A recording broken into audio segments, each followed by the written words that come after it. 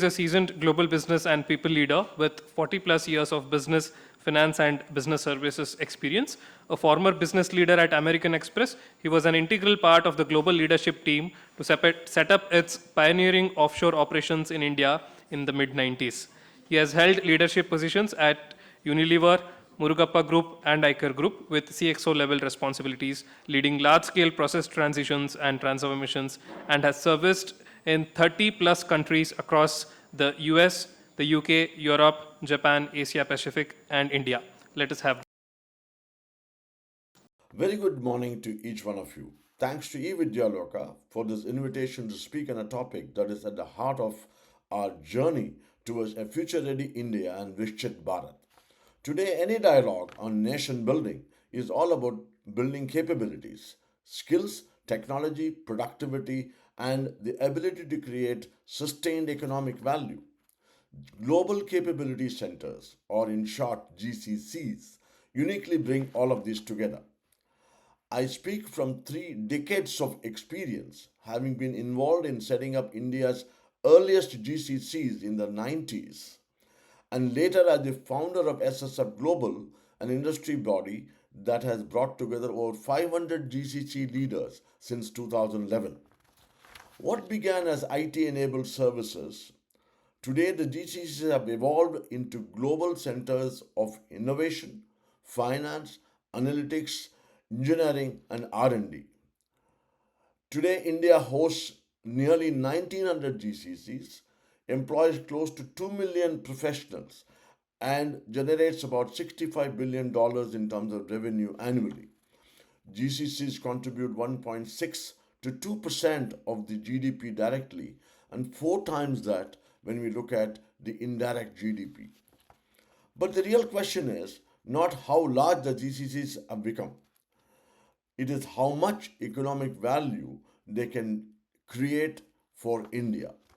The answer lies in a simple but powerful value chain with 4 components: skills, employability, employment, and economic value.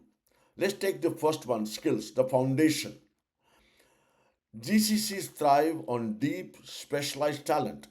But the reality is, while India produces millions of graduates, employability in advanced domains really is very limited, especially in AI, data, cybersecurity, and digital engineering. This is not a failure, but this is a huge opportunity. Opportunity to move from theoretical education to practical skills and from credentials to credibility. When learning aligns with real industry needs, talent becomes productive that much faster.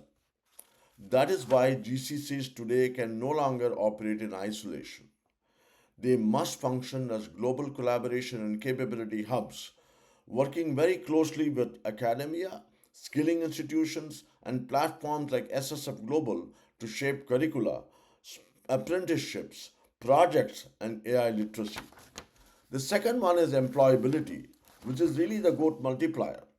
It is no longer optional. It is the single biggest enabler for GCC expansion. Today, GCCs are hiring 4 times faster than the traditional IT services, with AI led roles growing at 30 to 40% annually.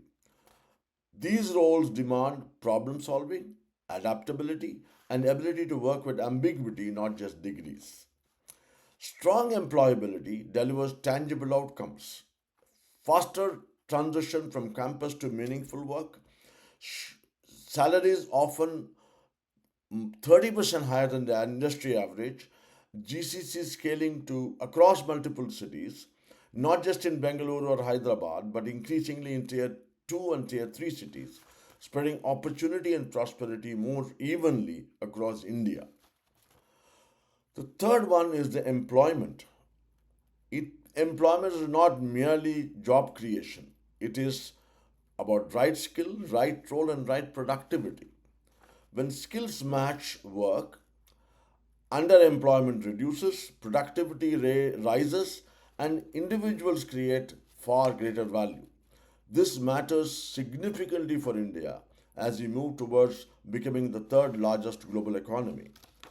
GCs recognize that sustained national growth depends not just on employment, but on rising productivity per employee, bringing India closer to developed economy benchmarks. Finally, it's all about economic value. This is the most important shift. GCCs in India are no longer cost centers, they are actually value centers or value creators.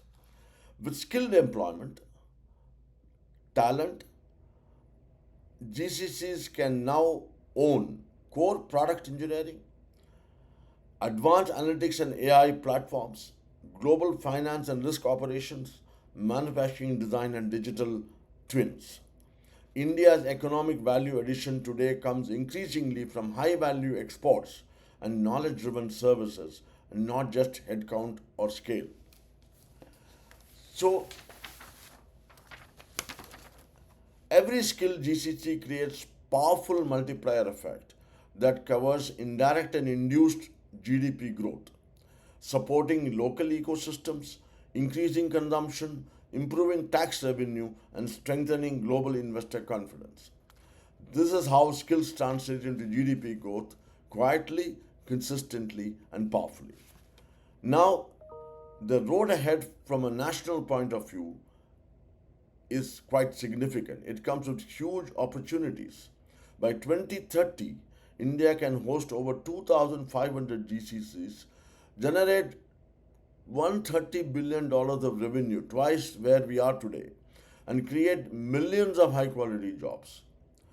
When we treat skills to employability as a national priority, this is what can be created.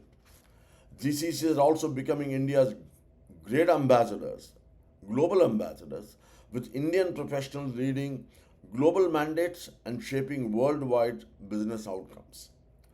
This aligns perfectly with the vision of Viksit Bharat, growth that is inclusive, resilient, and knowledge driven. In conclusion, I think we need to have a call to action for sure. The responsibility now rests with all of us, industry, academia, policymakers, and platforms like SSF Global, to commit to skilling with intent, employability through applied learning, employment with productivity, and GCCs that can create lasting economic value. India's potential is undeniable. Greater value is on the anvil, not just from numbers, but from capability led value creation. Our collective task is quite clear. Let's skill up and seize the future. Thank you.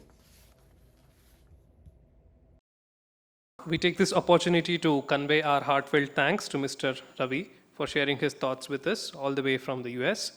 As he highlighted, it is indeed a very critical role for the global capacity centers in the future of skilling and employment.